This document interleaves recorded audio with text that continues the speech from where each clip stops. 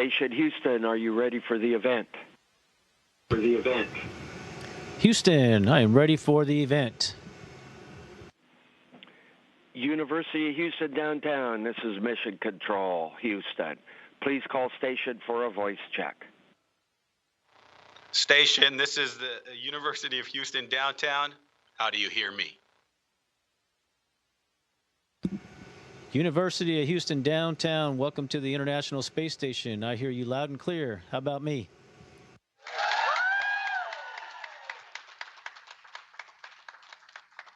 Joe, I hear you, Lima Mike. Hey, Juan, I hear you the same. It's good to hear your voice. Good to see you, brother. You look taller. Yeah, it's the wonders of being in space, but it'll all change when I get back home. Okay, good. Okay, wonderful. Well, I'm going to turn it over now to our faculty member, Franklin Allaire, and to conduct the rest of this program. Again, thank you so much for being part of the University of Houston downtown, and we'll talk when you get back. And Sanaida's here.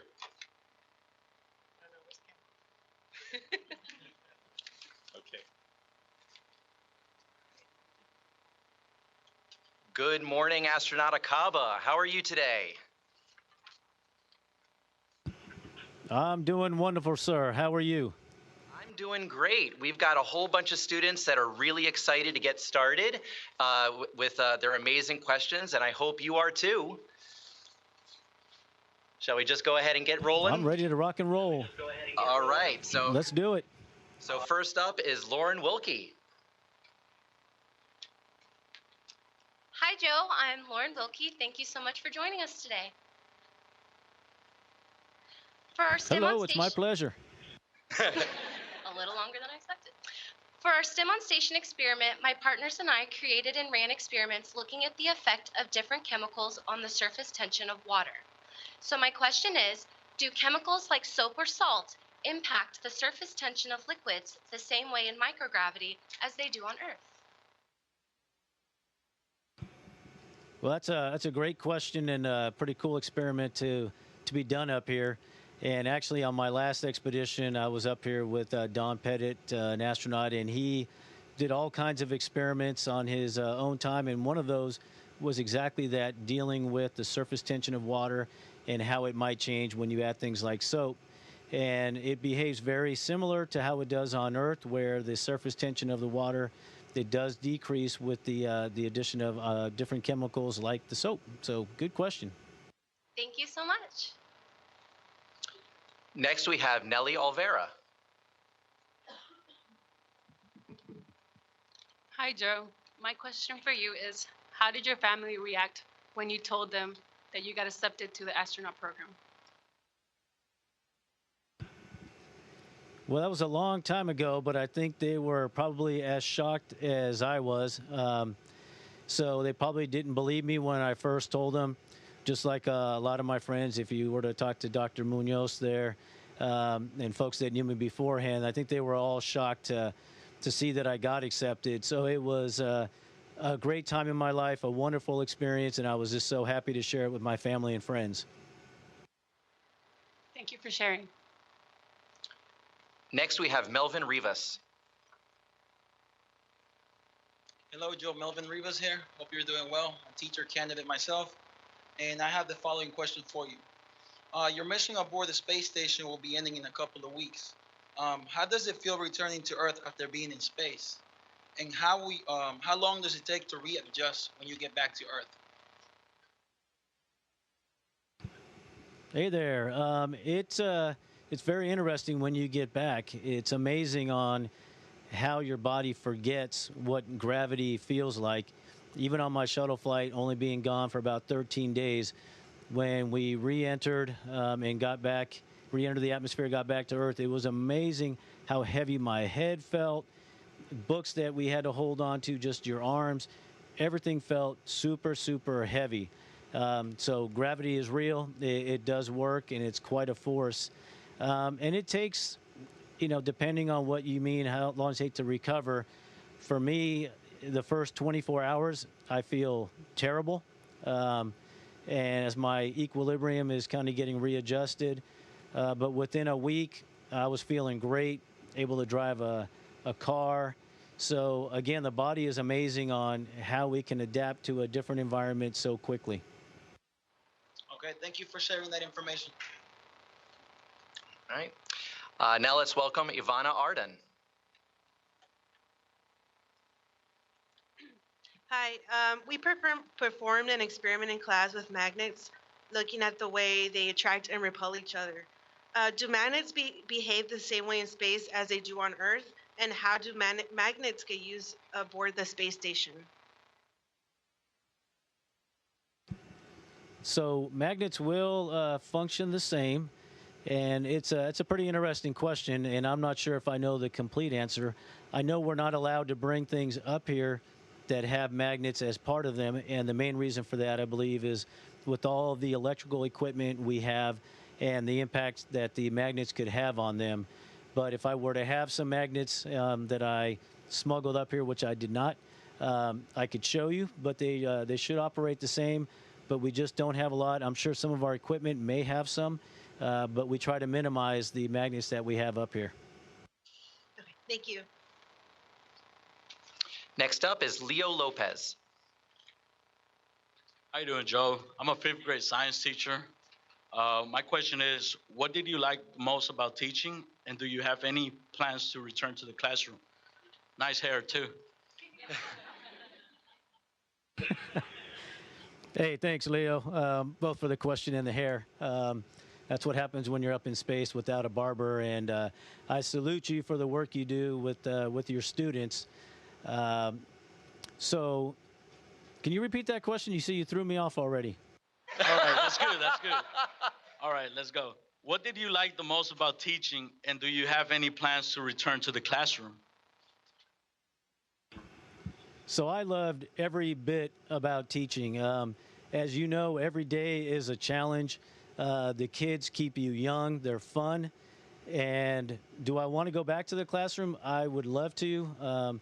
What's fun now is when I go back to a classroom as an astronaut, kids are super excited to see me, and they actually want to talk to me. When I was Mr. Akaba in the classroom, I was probably the last person they wanted to see. So it's kind of fun to go visit classrooms like yours, get the kids all riled up and excited, and then I get to say goodbye and I'll leave you with that mess. All right, sweet. Thank you. I'm sure if you wanted, we could probably find a place for you here at UHD. I'm just putting it out there. Just putting it out there. All right, thanks. Next up is Colette Thomas. Good morning, Joe. How you doing? My name is Colette Thomas, and my question to you is, who or what inspired you to become a math and a science teacher? Hey, Colette, I'm doing great. You know, I don't know if there was any one person or one moment that inspired me to become a teacher. And it's funny because a lot of times we're asked, what was that defining moment in your life? And I think for a lot of us, we don't have just one thing that happened to us that kind of steered us in the direction in which we've gone. So I think it was just, you know, something that I felt like I wanted to do. I had some really great teachers as I was growing up, and they made a huge impact on my life. And so I just got to the point where I wanted to go and share my experience with kids in the classroom. And so I think it was just a lot of little events over time. And again, I'm glad I ended up there because it was the most rewarding job I've ever had. Thank you. Just as a quick follow-up, Joe, do you want to give a shout out to any particular teacher or school or person that had a big influence on your life? Yeah, so I went to Esperanza High School in Anaheim, and the one teacher I always like to give that shout out to is Mr. Walters, who was my metal shop teacher. So of all the classes that I took, he is one that really stood out because of how much responsibility he gave us. I think he was partly crazy to let 30 high school students run around in a metal shop, but what we learned in that class about responsibility was just something that I've used, you know, my whole life and up here with what I'm doing today. So thanks, Walt. Our next question comes from Laverne Gilliam.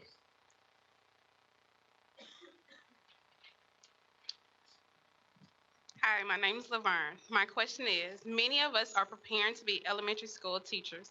What advice would you give to teacher candidates to make science exciting and engaging for younger students? Well, again, I really want to give a shout out to all of you that are preparing to become teachers, the pre-service teachers there. It's going to be the hardest job you've ever had, and it might not always feel like people recognize it, but we do know how hard it is and all the work you're going to put into it and the impact that you have on our future leaders and all of our the students that are out there. And so what I would say, though, is students love science. I mean, you can look at any child, and they all love science. They're all asking, why is the sky blue? Let's look at this bug over here. And so I think if you can keep it practical, you can relate it to their everyday life and make it as hands-on as you can, you'll be successful. And it seems like we teachers, it seems like our system over time, you end up with students that are older that say they hate science. And I'll tell you, they didn't start that way. So if you get them when they're young and just keep them interested in what you're talking about, hands-on, and I think they're going to enjoy it, and that will progress up until adulthood. Thank you. Our next question is from Sarah Camacho.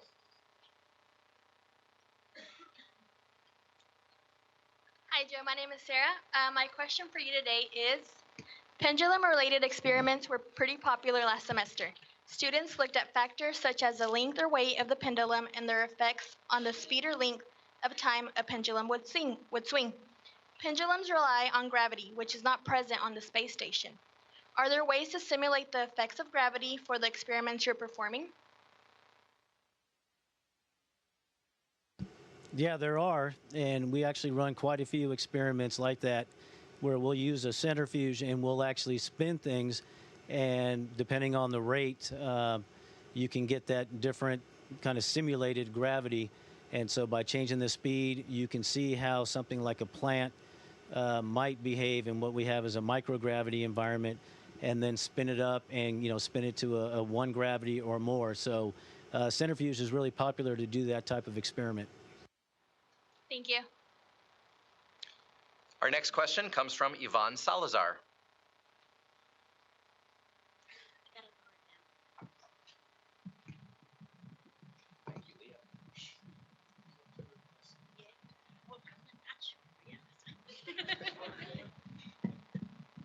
Okay. We're adjusting the microphone. Sorry, I'm 4'11". I'm not that tall. Hi, I'm Yvonne Salazar. It's really nervous. Oh, I'm not too. No, you're good. Okay. You're great. So first of all, I would like to give a shout out to my first graders in Alden ISD at Colony Elementary who are watching me right now probably. My question is, what do you and the other astronauts do for special occasions such as birthdays, American and other countries' holidays aboard the space station? All right, nice shout out. That's going to earn you some good points when you get back. So since I've been here, we've had a lot of things to celebrate. Of course, we went through the holidays. We've had quite a few birthdays since I've been up here. And the main thing that we do, and we try to do this at least once a week, is get together as a crew and just have a nice meal together. So when it was Christmas Day, we actually had to work on the U.S. side of the space station, and our Russian counterparts, they took the time in the afternoon to prepare a dinner for us so we could all come together and share those moments. So it's pretty neat being up here and celebrating those moments with the crewmates. And, food brings people together and does the same up here. All right, thank you. Our next question is from Juan Rangel. He's got a fan club, apparently. Hey, Joe. This is Juan. I'm a pre-service teacher at McDougal Elementary in Klein ISD. Go Lions. So I'm going to try to get some points, too. But my question is, how do you cope with the compact living environment on the space station? Sorry. It's pretty interesting. It's not as compact as you think. And so if you imagine the room that you're in right now, you have all of that space above your head that you can't use. But on the space station, I can do this, and I can turn upside down, and so I can work this way. If we're having dinner, I can be kind of on the ceiling, and so the space station itself is pretty big. It's about the size of a 5-bedroom house, but then when you think about all that space that you have around you, it just makes it feel even more open. So I never feel like I'm in a really compact space. My crew quarters where I sleep is pretty small. It's maybe, if I stretch my arm out in both directions, that's about all I get. But that's perfect for sleeping and having some private space. But really, the space station it's pretty spacious. Thank you. And can you, real quick, can you give McDougal Elementary a shout out? Just say hi to him. Yo, McDougal, go. Yes. All right, thank you. There we go. Our next question is from Melissa Kripey. Hi, Joe. I'm a 7th grade science teacher at Knoll Middle School for Sheldon ISD, and I would suggest that if you do go back to the classroom, wear your astronaut suit, flight suits, every chance you get, because that will really hype those kids up. My question has to deal with SpaceX launch of the Falcon Heavy rocket was big news, last week. What is the role of commercial space flight in the operations of the space station? Well, I salute you for being a 7th grade teacher. I taught, middle school for 4 years, so I can appreciate your pain, but it's also super, super rewarding working with those kids. Commercial spaceflight is super important for us up here. That's how we get most of our supplies, and so we rely on those companies to keep us going. So I think it's wonderful that we have those partnerships with the commercial companies, and we look forward to seeing them progress and them doing things that will then allow NASA to work on bigger projects. So it's really a great collaboration and critical for the success of the space station. Thank you. Our next question is from Miriam Garza. Hi, Joe. So our STEM on Station experiment looked at the effects of different masses on the oscillation of a spring. We found that, generally speaking, a heavier mass will cause the spring to oscillate for a longer period of time. Would we see the same results if we performed this type of experiment in microgravity aboard the space station? That's a great question and a very timely question. So we have a spring up here, and we use that to measure our mass while we're on the space station.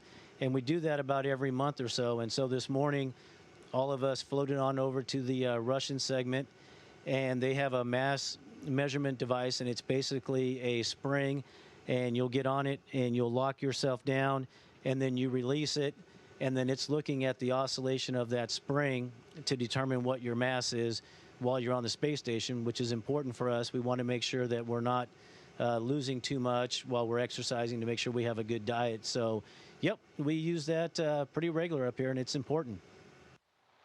Thank you. Our next question comes from Kirsten McQuiller.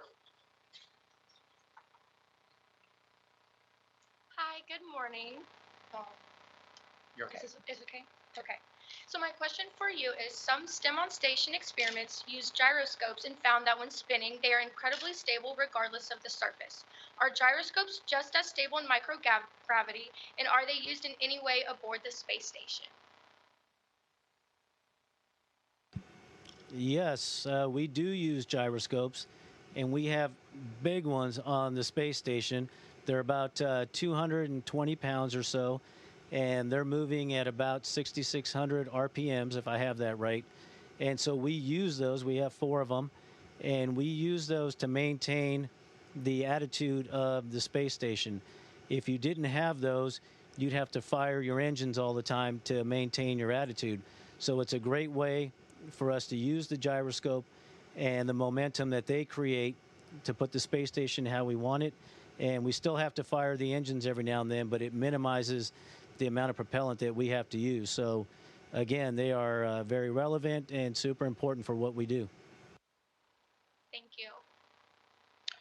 All right, I just got the signal that this is our last question.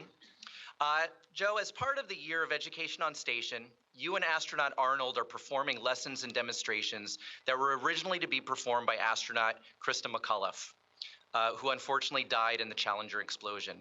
Can you talk briefly about how it felt and what it meant to you to perform these lessons? Yeah, it's pretty exciting that we're going to have this opportunity to fulfill the work that Krista started. And so for me, I know for Ricky as well, it really is an honor and a privilege. We know the impact that Krista had on so many educators, so many students, even to this day. And so to be a part of that is just, it's a huge honor. We look forward to working on those lesson plans, getting them back so all of you educators that are there today just have one more additional tool that you can use in the classroom to hopefully keep kids inspired. You know, you're the ones that do it every day. Krista realized that, and so the work that she wanted to do was to help all of the educators. And so Ricky and I hope we can do that, and it is it really is truly an honor for us to be a part of that. Thanks, Joe. As we bring our program to a close, we want to tell you how proud we are of you, and we want to wish you Godspeed back home and back to all of us. And you know that you've already been invited to UHD, and I'm going to bring him back here. So if you all want to meet him in person, we're going to have a little lunch or something for him here, and we'll have the pastelillos waiting for you cuando llegas. Okay. All right. All right. Thanks, brother. I look forward to seeing you all, and it really was a pleasure. And stick with it. Nothing more important than being an educator. You guys are awesome. Okay. And we are concluded. Station, this is Houston ACR. That concludes the event. Thank you. Station, this is Houston. That concludes the event.